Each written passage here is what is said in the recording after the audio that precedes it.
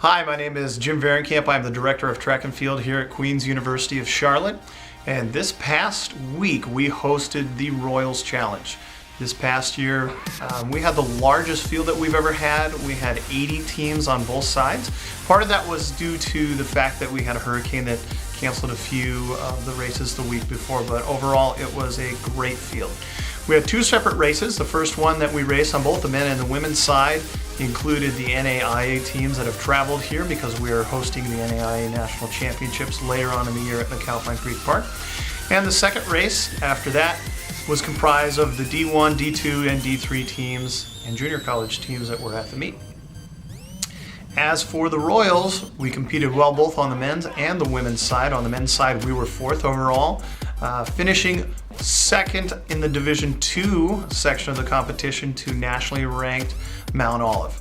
On the women's side, we finished sixth overall, and we finished second overall again in the Division II competition to Division II Team Lee out of Tennessee. They're transitioning from the NAIA. So overall, it was a great weekend. On the men's side, we had for the first time a wide open race where we went out and ran as hard as we could, and Yannick Stube just barely missed breaking the 25-minute barrier for 8 kilometers. He was followed closely by Jimmy Hollingsworth and Enoa Venga.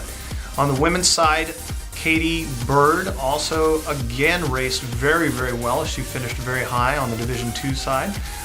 We also had a couple other girls, Megan Delamer, who raced really well this past weekend. So we're really looking forward to this next week as we move on to the Conference Championships in Kentucky, being hosted by Lincoln Memorial, which is actually located on the border of Tennessee and Kentucky. We're going to be leaving for that Friday morning. Race times will be 9 and 10 a.m. on Saturday. On the men's side, our main competition, as always, as it has been for the last 18 years in this conference, will be Mars Hill. We're looking for Yannick Stube, Enoa Venga, Jimmy Hollingsworth, and then our freshmen, which includes Ben Schmidt, Justin Uyghur, and Elijah Inoua, and Jose Rosas to do really well and compete for that conference championship. On the women's side, we're again looking for Katie Bird to lead us. We're hopefully looking for her to capture her first conference championship.